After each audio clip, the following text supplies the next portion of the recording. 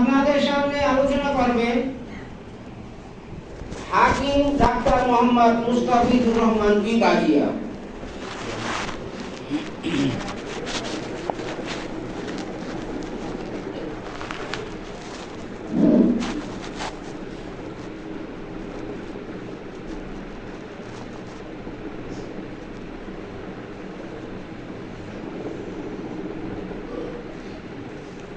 দরুদ ও সালাম রসুল পাক সাল্লাল্লাহু আলাইহি সাল্লামের উপর, যারা সাহাবের উপর, পাকপাঞ্জাতনের উপর, কুল আম্বিয়া সালামের উপর, 12 ইমামের উপর, খাজাগণের উপর, হজরত আব্দুল কাদির জিলানী রহমতুল্লাহর উপর, হজরত খাজা গরিবে নওয়াজ খাজা মঈনুদ্দিন চিশতি আজমিরি রহমতুল্লাহর উপর, হজরত খাজা বাহাউদ্দিন নকশবন্দ বুহারি মুশকিল কুশা রহমতুল্লাহের উপর, হজরত ইমামে রব্বানি হজরত মুজাদ্দিদ আল ফেসানি শাহ আহমদ ফারুকি সেরহিন্দি রহমতুল্লাহের উপর, হজরত খাজা মাসুম বিল্লাহ রহমতুল্লাহের উপর, কাদরিয়া চিশতিয়া নকশবন্দিয়া ও মুজাদ্দিদিয়া 4 তরিকার যত গাউস কুতুব ফির ওলিয়াল্লাহ গুজরু গিয়েছেন সকলের রুহুর উপর, হজরত মাওলানা কাজী রিয়াসাত আলী খান শাহজাহানপুরি রহমতুল্লাহর উপর, খাস করে এসরার আলী ওরফে আমিনুদ্দিন সাহেব হানাফি রহমতুল্লাহর উপর, খাস করে হজরত শাইখানা মুর্শেদানা মুজাদ্দেদানা কুতুব এরশাদ শাহ সুফি হজরত হাকিম আব্দুল হাকিম মুজাদ্দেদ রহমতুল্লাহের উপর। আসসালামু আলাইকুম।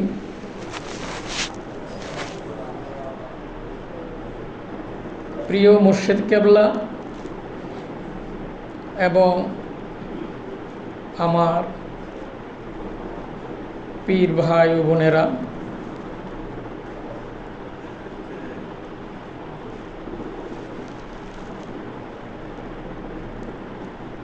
আজ মহান 19বিংশ শতাব্দীর বিস্ময়কর বুজুর্গ, মহান বুজুর্গ ও হাকিম হজরত হাকিম আব্দুল হাকিম মুজাদ্দেদ রহমতুল্লাহের 2 বিশিষ্ট আল্লাহর প্রিয় বন্ধুর উপাধি দিবস উপলক্ষে আমরা সমবেত হতে পেরেছি। এই জন্য আল্লাহ পাকের দরবারে অগণিত শুকর আদায় করছি। সমস্ত প্রশংসা গৌরব কৃতিত্ব একমাত্র আল্লাহ পাকের জন্য, যিনি সর্ববিষয়ে ক্ষমতাবান। মুর্শিদ কেবলার উসিলায় রসুল পাক সাল্লাল্লাহু আলাইহি সাল্লামের তুফাইলে হজরত হাকিম আব্দুল হাকিম মুজাদ্দেদ রহমতুল্লাহের নেক নজরে আল্লাহ পাক যদি আমার জবান দিয়ে কিছু বলার তৌফিক দান করেন তাহলে আমি বলতে পারবো, আর আল্লাহ পাক যদি আপনাদেরকে শোনার তৌফিক দান করেন তাহলে আপনারা শুনতে পারবেন। তাই আমি বিনয়ের সাথে অনুরোধ করছি, আপনারা প্রত্যেকে যার যার মাকামে খেয়াল করে আলোচনাগুলা শোনার জন্য বিনীত অনুরোধ করছি। কারণ এই আলোচনাগুলা নূর আকারে প্রত্যেকটা কলবের মধ্যে যারা এই মাকামে খেয়াল করবে, ওই খেয়ালের মাধ্যমে তার রূপ মুক্তি এবং বিশেষ এক অবস্থা তৈরি হয় এবং হবে ইনশাল্লাহ। কিন্তু আমার মুর্শিদ কেবলা বলতেন, সারা জীবনই বলে আসছেন, সুইচ যদি অন করা না হয় তাইলে কি আলু জ্বলবে? আলু জ্বলবে না। এই জন্য শর্ত হচ্ছে মাকামে খেয়াল রাখা এবং চুপ থাকা। যেটা আলোচনার শুরুতেই আদব সম্পর্কে মুর্শিদ কেবলা আলোচনা করেছেন এবং জনাব দায়েন সাহেব আলোচনা করেছেন। আমি বিনয়ের সাথে বলছি, আল্লাহ সে কথা, আল্লাহর সেই গাইডলাইন, সে পরামর্শ আল্লাহ বলেছেন, বিসমিল্লাহির রহমানির রহিম, ওয়াইজা কুরিয়াল কুরআনু ফাসতামিউ লাহু ওয়ানসিতু লাআল্লাকুম তুরহামুন। আল্লাহ পাক বলেন, তোমাদের সামনে যখন কোরআনের আয়াত পড়া হয় তখন তোমরা চুপ থাকো এবং শুনো, যাতে করে তোমাদের উপর রহমত নাজিল হয়। আজ এই মহাপবিত্র এই রজনী বিশেষে গুরুত্বপূর্ণ রজনী, যাদেরকে আল্লাহ পাক চোখ দিয়েছেন, দেখার মতন সেই জ্ঞান আল্লাহ দান করেছেন, তারাই বুঝতে পারবেন। আর যাদেরকে আল্লাহ এই জ্ঞান দান করে নাই তারা বুঝতে পারবেন না। তবে আমি বিনয়ের সাথে বলবো, না বোঝার জন্য যেই পরিবেশ, সেটা হলো একমাত্র মাকামে খেয়াল না রাখা এবং চুপ না থাকা। কারণ আল্লাহ শর্ত দিয়েছেন যে চুপ থাকার কথা বলেছেন এবং শোনার কথা বলেছেন। এইটা হলো ক্রাইটেরিয়া। আর এই ক্রাইটেরিয়া যদি কেউ ফলো না করে তাহলে সে বুঝতে পারবে না। শুধুমাত্র ওই কথার গল্প, সুর এইগুলোই শুনতে পারবে। যাই হোক, আমি আলোচনা করার জন্য যেই বিষয়টা আমার ভিতর থেকে আল্লাহর রহমতে আসছে সেটা হচ্ছে ওমা আরসালনাকা ইল্লা রাহমাতাল লিল আলামিন। রসুল পাক সাল্লাল্লাহু আলাইহি সাল্লাম জগৎবাসীর জন্য, 18,000 মাহলুকাতের জন্য, 80,000 আলেমের জন্য রহমত স্বরূপ। আল উলামা ওয়ারাসাতুল আম্বিয়া, আলেমগণ হইল সেই রহমতের ওয়ারিস। সেই রহমতের ওয়ারিস তথা প্রকৃত নায়েবে নবী সাল্লাল্লাহু আলাইহি সাল্লাম তথা মুর্শেদ এর গুরুত্ব ও করণীয় এবং বাহ্যিক ও আভ্যন্তরীণ এ নিয়ে কিছু আলোচনা করার ইচ্ছা আল্লাহ পাক আমার অন্তরে জাগিয়েছেন।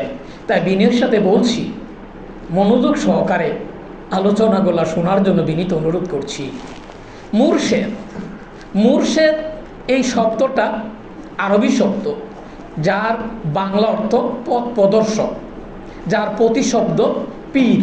পীর ফার্সি শব্দ, যার বাংলা অর্থ বৃদ্ধ। এখানে বৃদ্ধ বলতে জ্ঞান বৃদ্ধ বলা হয়েছে। পীর কোরআন শরীফে নাই, যেমন নামাজ কোরআন শরীফে নাই, রোজা কোরআন শরীফে নাই, প্রতিশব্দ।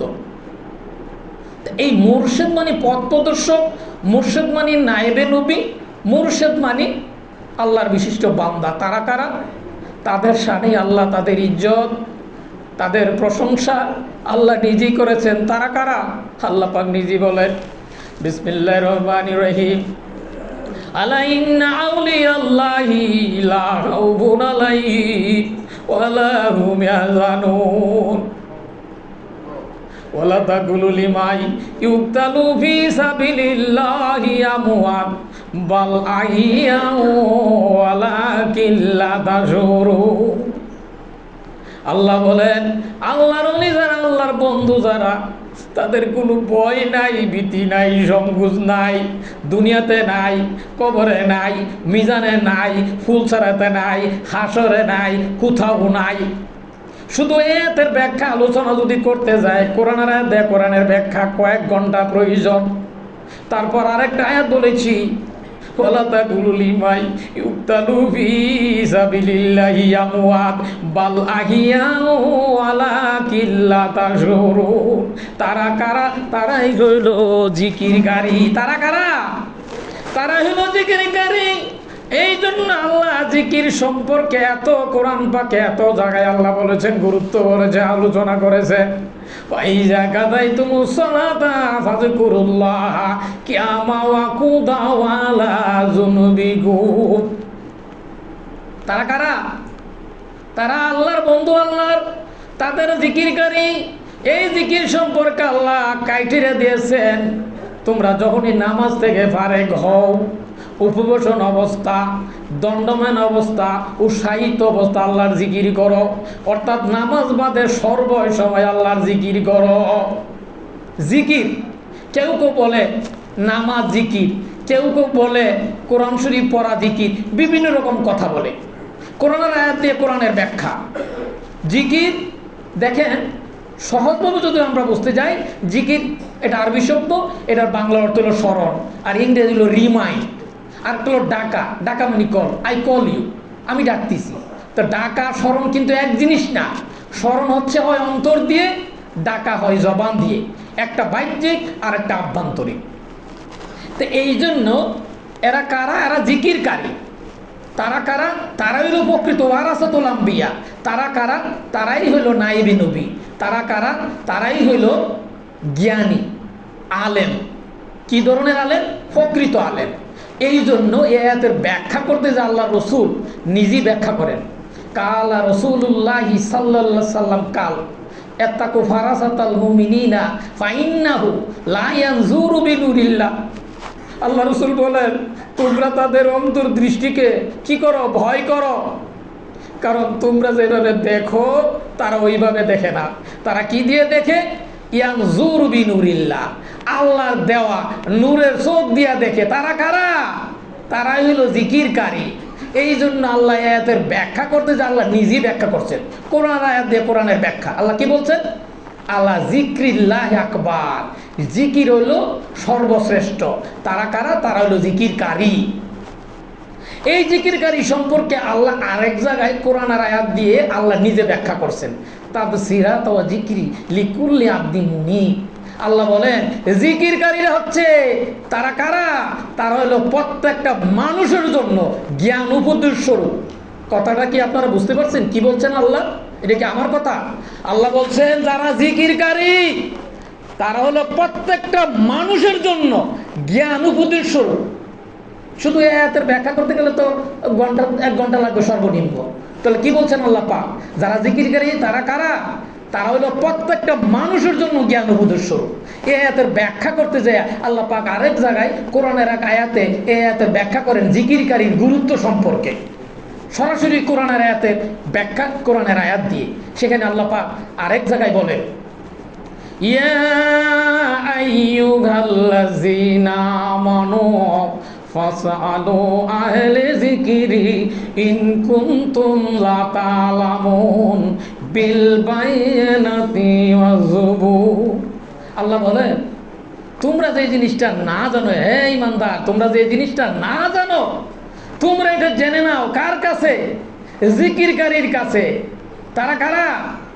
একটু আগে যে আয়াতের ব্যাখ্যা আপনারা শুনেছেন, তারা কারা? তারা হলো, আল্লাহ বলেন তারা হলো জিকিরকারী। তারা হলো প্রত্যেকটা মানুষের জন্য জ্ঞান উপদেশ স্বরূপ। এই কথার সাথে এই আয়াতের লিঙ্ক আছে কি নাই?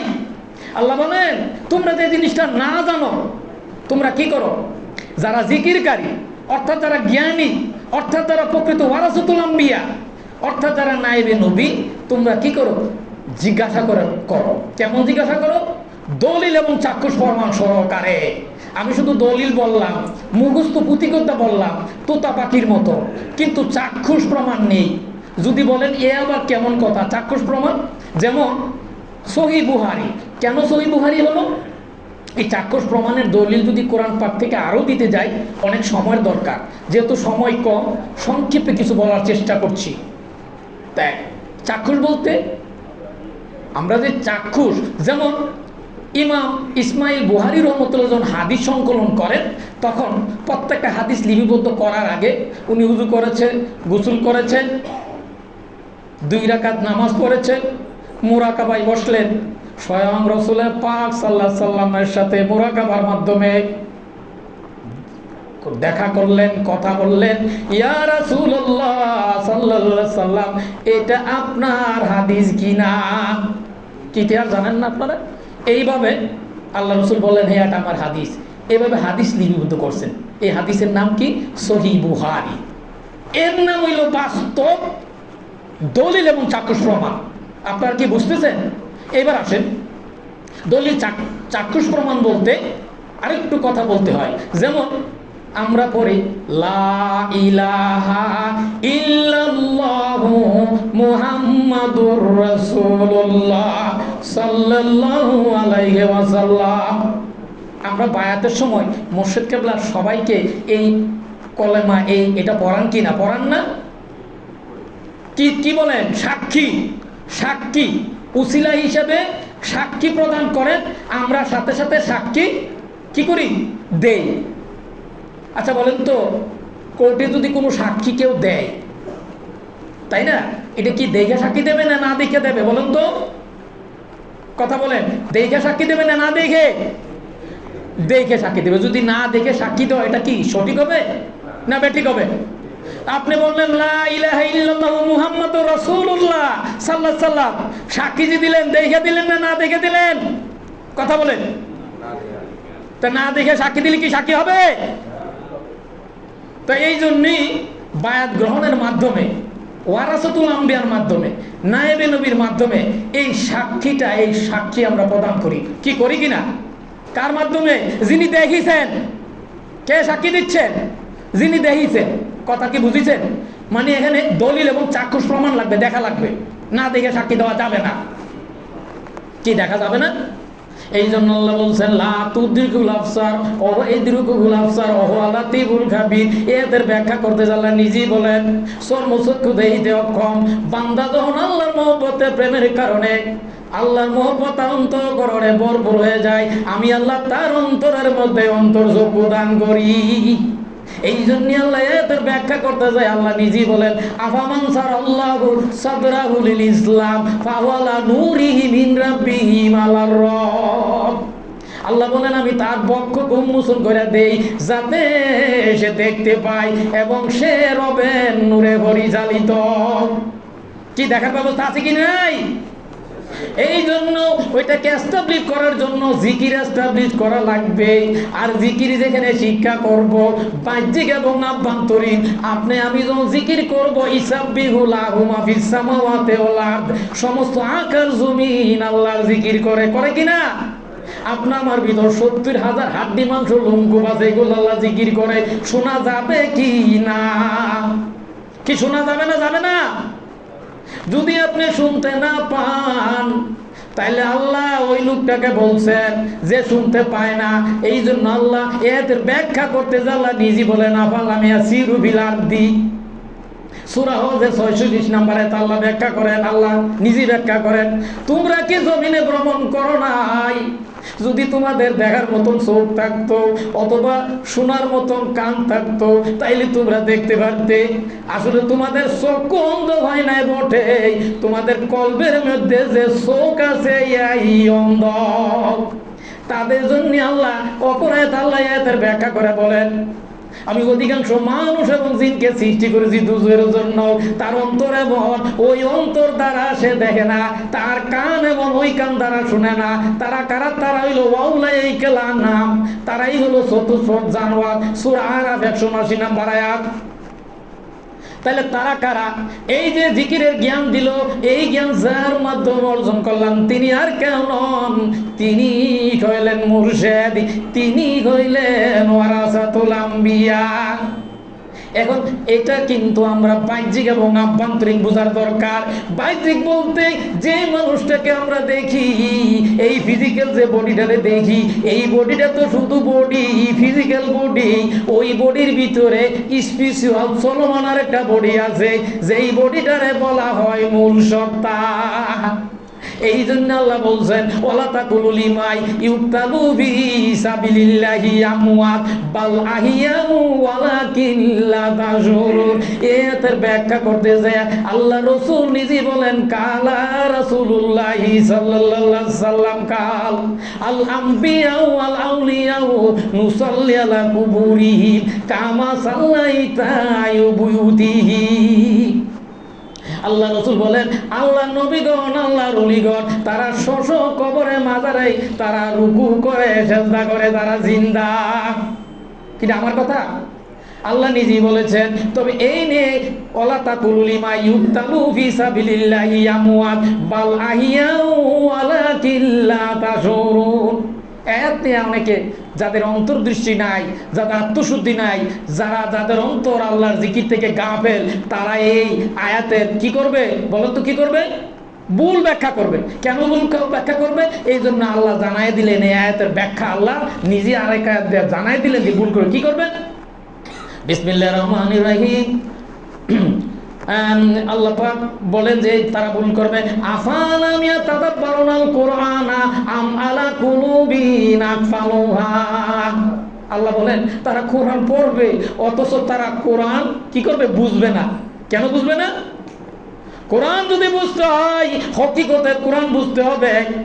জনাব শাখাওয়াত হোসেন খুব সুন্দরভাবে কোরআনের মূল কিছু তথ্য নিয়ে আলোচনা করেছেন।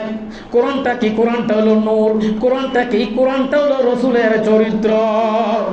এখন যদি অক্ষর দিয়ে আপনি যদি চরিত্রের পরিবর্তন করতে চান, যেমন আম আপনি কুটিবার লেগে যদি আম খাওয়ার চেষ্টা করেন, কখনো আপনি আমের স্বাদ পাবেন না।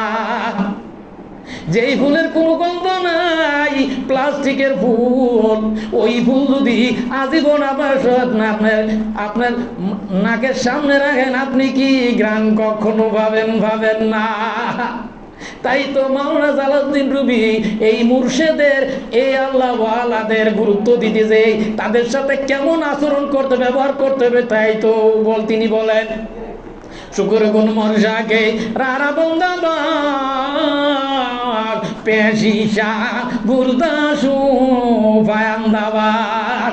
তোমরা যারা শুকুরকারী, যারা আল্লাহর ওলি, যার কাছে যে কল জিন্দা হইছে, যার কাছে তুমি আত্মসমর্পণ করেছো, যার মাধ্যমে তুমি জিকিরকারী হয়েছ, তুমি শুকরিয়া আদায় করে এমন ভাবে যে তার কাছে তুমি মরালাট হয়ে যাও। এই জন্যই মাওলানা জালালউদ্দিন রুমি আরেক জায়গায় বলেন, চুকে বুয়ে বুদ শুক্রানো কর দো কুবরে নেমত আমদ বিনিশে ঘুর দাও। যদি তুমি শুকরকারী, আল্লাহ শুকরিয়া না করো, আকীদা যদি বিশুদ্ধ না হয়, তোমার কাছে থেকে নিয়ামত ছিনায় নেওয়া হবে। এই জন্য শুকর আদায়কারীর শুকর, ওই আল্লাহর ওলিগণের শুকরিয়া এমন ভাবে আদায় করতে হবে।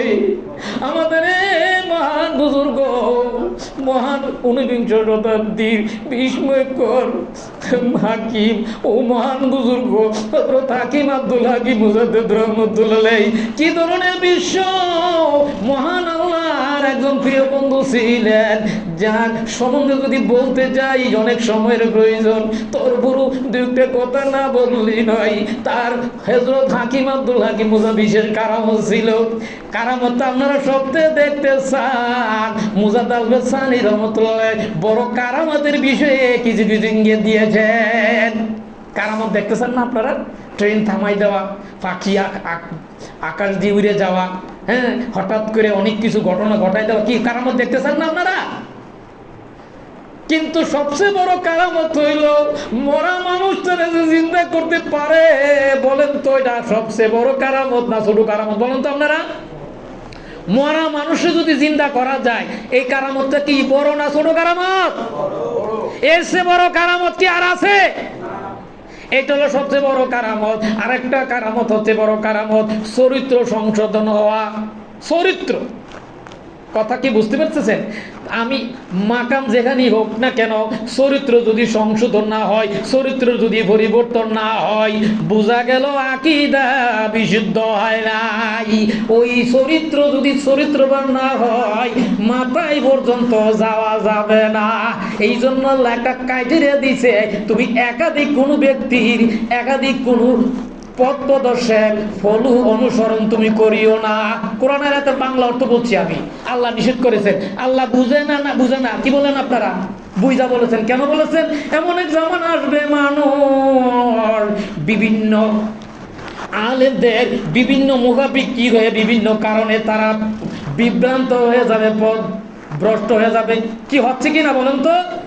তার মূল কারণ হচ্ছে আকীদা বিনষ্ট হয়ে যাওয়া। কিভাবে আকীদা বিনষ্ট হলো?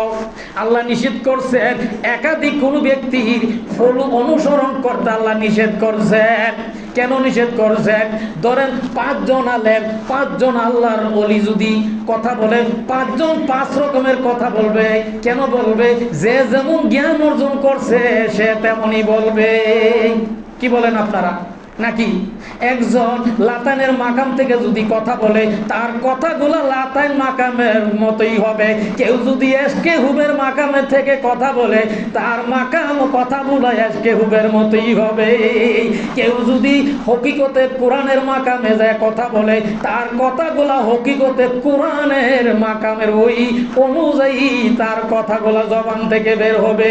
কেউ যদি হকিকতে সালাত অতিক্রম করে, হকিকতে সালাত ওই অনুযায়ী তার কথা থেকে বের হবে। কেউ যদি হকিকতে কাবা অতিক্রম করে ওই মাকামের অনুযায়ী সে কথা বলবে। কেউ যদি ফানাফের রসুল মাকাম অতিক্রম করে সে সেই অনুযায়ী কথা বলবে। কেউ যদি ফানাফের শেখ অতিক্রম করে সে ফানাফের শেখ অনুযায়ী সে কথা বলবে। ফানাফের শেখ হইল মাকামের সম্রাট, মাকামের রাজা। যার ফানা সঠিক না হয় তার ফানাফের রসুল একুরেট সঠিক হয় না। যার ফানাফের রসুল একুরেট হয় না তার আকরাবিয়াত একুরেট হয় না। যার আকরাবিয়াত একুরেট হয় না হকিকতে কাবা তার একুরেট হয় না। যার হকিকতে কাবা একুরেট হয় না তার হকিকতে কোরআন একুরেট হয় না। যার হকিকতে কোরআন একুরেট হয় না তার হকিকতে সালাত একুরেট হয় না। যার হকিকতে সালাত একুরেট হয় না তার লাতাইন একুরেট হয় না। যার লাতাইন একুরেট হয় না তার শুভ একুরেট হয় না।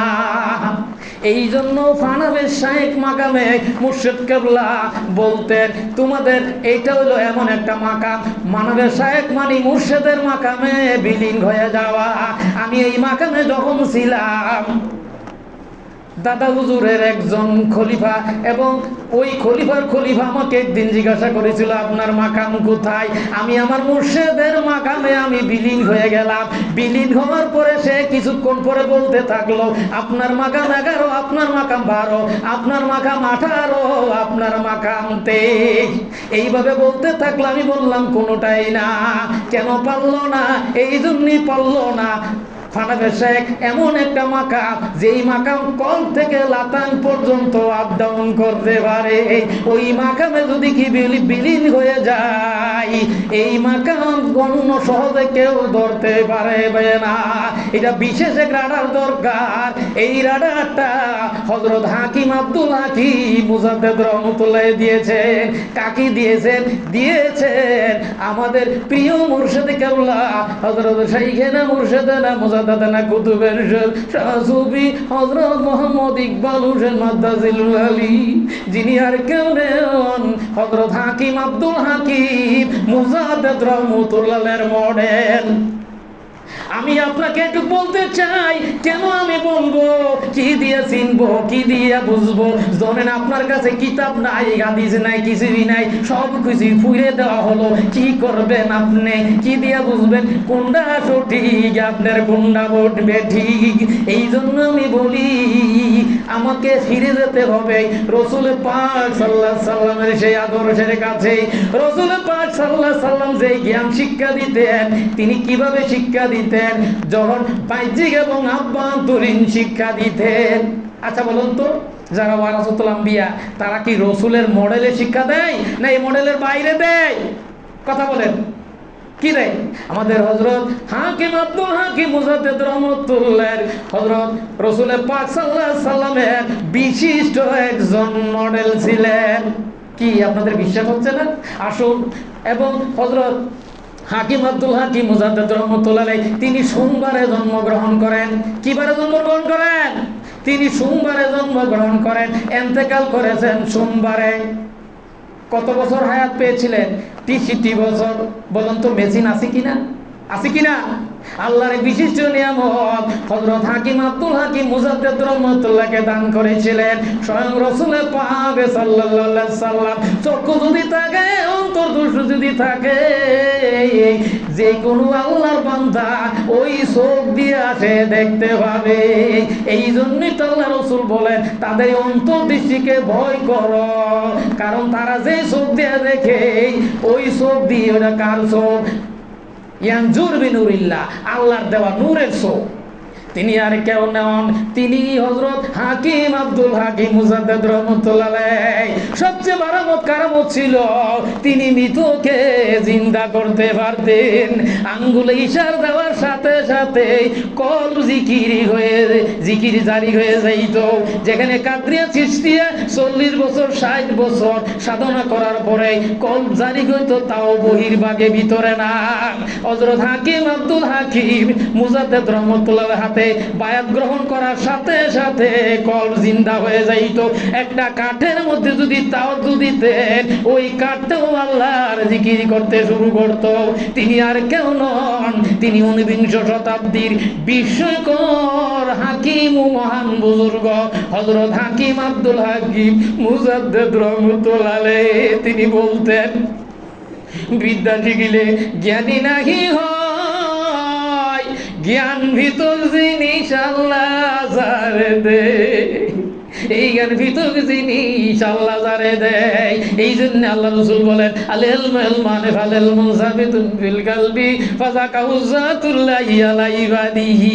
এই ইলমটাকে দুই অংশ বিভক্ত করা হয়েছে, একটা হলো জবানি ইলম আর একটা হলো কলবি ইলম। জবানি ইলম বই পুস্তক পড়ে কিতাবাদি পড়ে অর্জন করা যায়, কিন্তু কলবি ইলম বই পুস্তক পড়ে কিতাবাদি পড়ে অর্জন করা যায় না।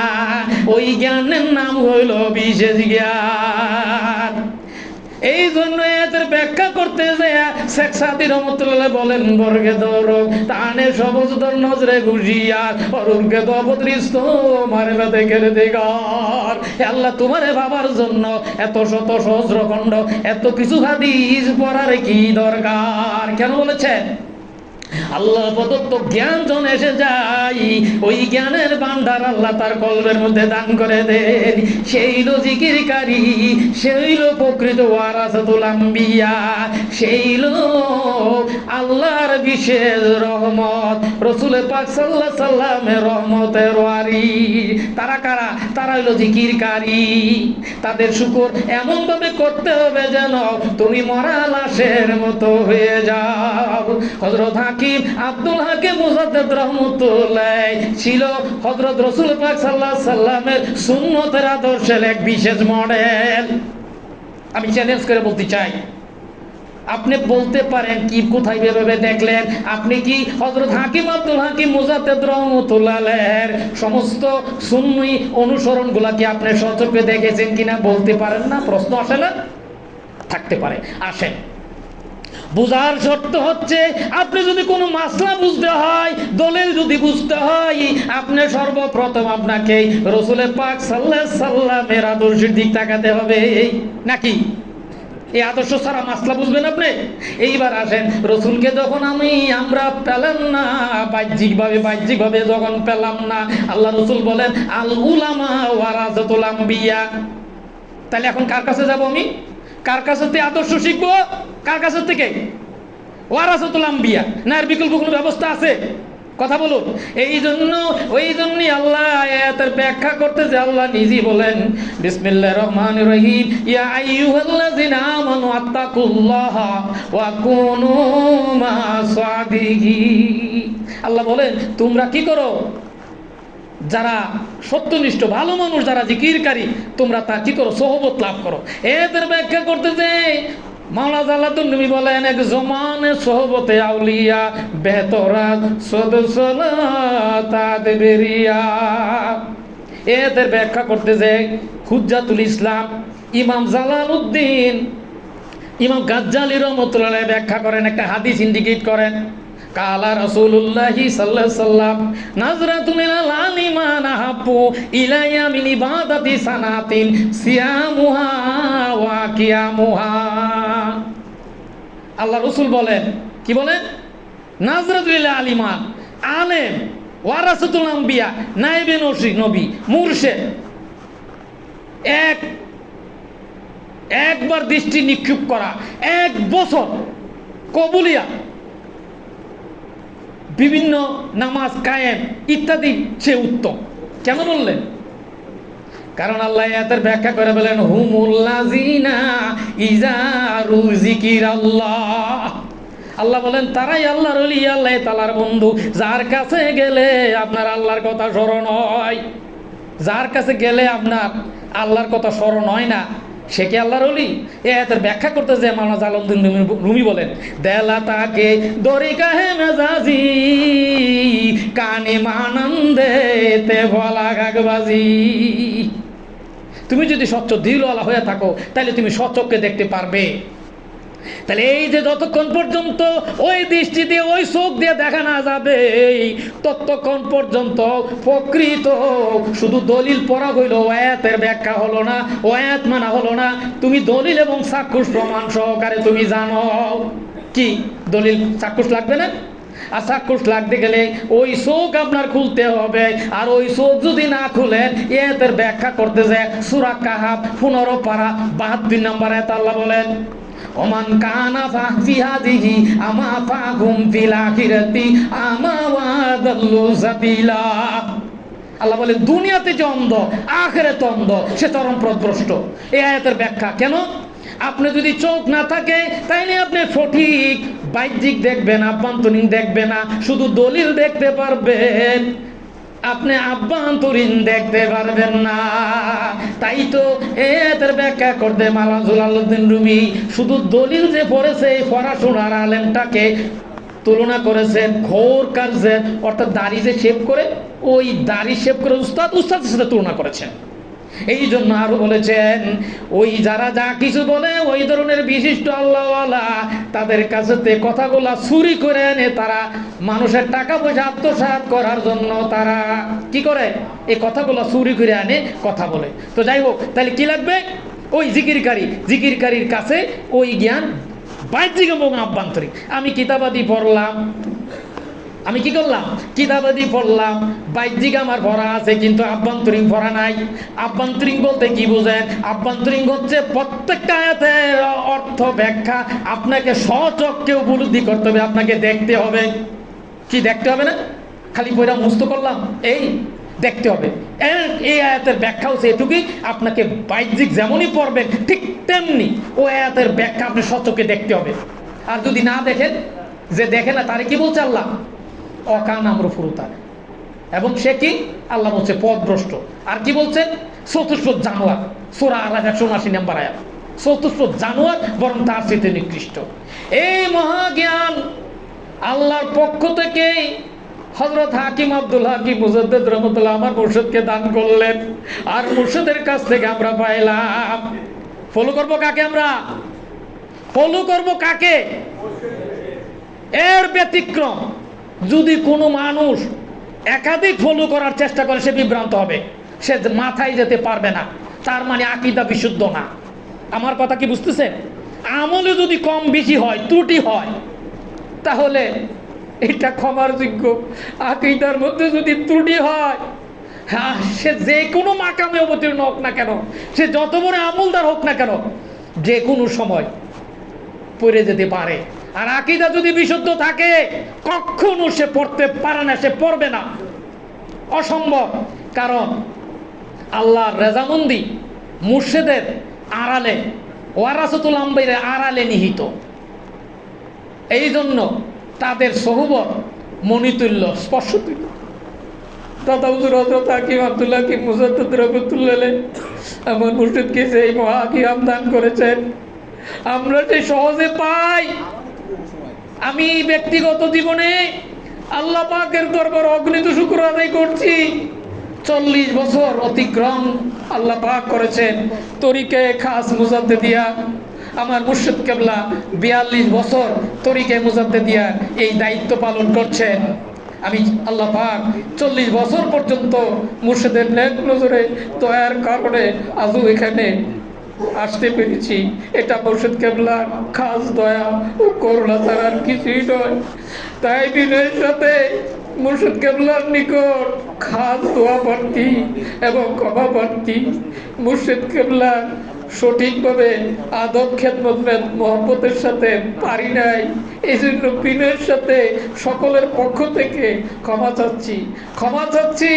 এখানে যারা আছেন এবং সমস্ত বিশ্ববাসী, পৃথিবীর সমস্ত তরিকা মুজাদ্দিদি ভাই বোন সবার কাছে ক্ষমা চাচ্ছি। আমার কথা কাজের মধ্যে কোনো ত্রুটি ভুল কেউ কষ্ট পেয়ে থাকলে আল্লাহর হস্তে আমাকে ক্ষমা করে দেবেন, এটাই আমি কামনা করি। যাই হোক, আজ এই মহান এই মজলিসে আমি যে আলোচনার দিকে যাচ্ছিলাম, প্রকৃত এই যে দেখেন এই বডিটা কিন্তু মুর্শিদ না, বডির ভিতর কি স্পেশাল একটা চলমান আর একটা বডি আছে, আর একটা সত্তা আছে, যেই সত্তা চলতে পারে। সেই সত্তা কি করে চলতে পারে? আমি আরেকটু কথা এখানে আলোচনার, আমাদের দায়ান সাহেবের আলোচনার একটু, এই যে বিদ্যুৎ স্পট, যে ফায়ার, এই সম্বন্ধে একটু কথা আমি না বলে পারছি না। এখানে এর যে বিশাল বিশ্বের যে হাকিকত, এটা তো আসলে বোঝা প্রয়োজন। দায়ান সাহেব যে জিনিসটা বলেছে, হযরত রাসূল পাক সাল্লাল্লাহু আল্লাহর যে রহমত, এটা সর্বপ্রথম খানে কাবায়, কানে থেকে পাওয়ার হাউস রাসূল পাক সাল্লাল্লাহু আলাইহি সাল্লামের কাছে আসে। সে রাসূল পাক সাল্লাল্লাহু আলাইহি সাল্লামের কাছ থেকে ওয়ারাসাতুল আম্বিয়ার কাছে আছে। বলুন তো, হাই ভোল্টেজের সাথে যদি হাই ভোল্টেজ যায়, তাহলে এটা কি পাওয়ার হয়? কথা কি বুঝতে পেরেছেন? তো সেখানে ইয়ে হবে না, ফায়ার হবে না, কি হবে? সেটা একটা বিশেষ আল্লাহর দয়া করুণা। তাই জন্য আল্লাহর ওলিরা কি জীবিত না মৃত? জীবিত। কে বলছে? আল্লাহই বলছে, ওয়ালা তাকুলু লিমাই ইউকতালু ফি সাবিলিল্লাহি আমওয়াত বালা হিয়াউ ওয়ালাকিন লা তাশউরুন। আমি দাদা হুজুর সম্পর্কে আরো দুই একটা কথা বলে আমি শেষ করে দিচ্ছি।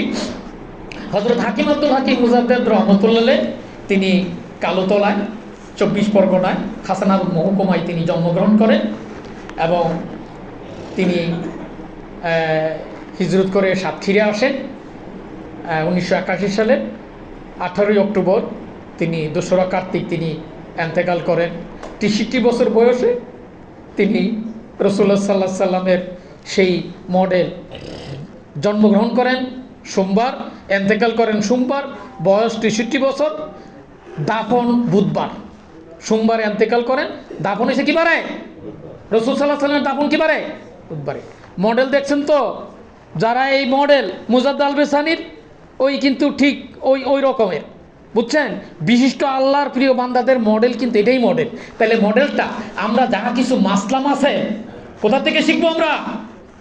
মাসলা একমাত্র ওয়ারাসুল আম্বিয়া, একইটার মধ্যে যদি বিশুদ্ধ হয়, মাথায় যেতে পারবে না সে যেই হোক না কেন। আর যদিও যায়, কয়েকদিন পরে বিভ্রান্ত ইচ্ছা মতো বিভিন্ন রকমের সেদেক বেদাত কুফুরি বিভিন্ন রকমের কার্য শুরু হয়ে যায়। আমার বাস্তব অভিজ্ঞতা, আমি ওই অধিকার গেলাম না। এর মূল একমাত্র সুরক্ষিত থাকার জন্য ফলু মুর্শেদ ওয়ারাসাতুল আম্বিয়া, এর ব্যতিক্রম অন্য কোনো দিক খেয়াল যদি যায় তাহলেই বিপদ।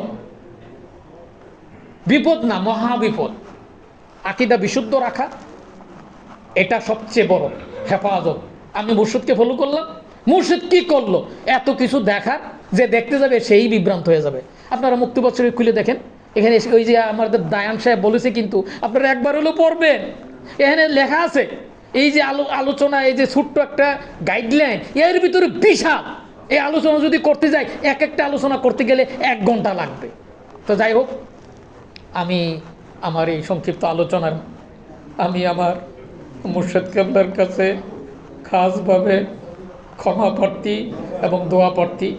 সকলের পক্ষ থেকে আদব, খেদমত, মহব্বতের সাথে যেন আমরা কাজ করতে পারি। এই মহা নিয়ামত পাওয়ার পর আমরা যেন এটা সহজে পাইছি বিদায়, এটাকে না হারায়। আমার মুর্শিদ কেবলার জীবনের ইয়ং বয়স থেকে দেখেছি কতই না কষ্ট করেছে, কত হাঁটাহুটি, কত কিছু। এই কষ্টের এই ফসল তরিকায় কাজ বোঝাতে দিয়া আমরা যাতে সঠিকভাবে কাজ করতে পারি, ধরে রাখতে পারি, এই আবেদন রেখি আমি এখানেই শেষ করছি। ওমা আলাইহিল বালাগ। আসসালামু আলাইকুম।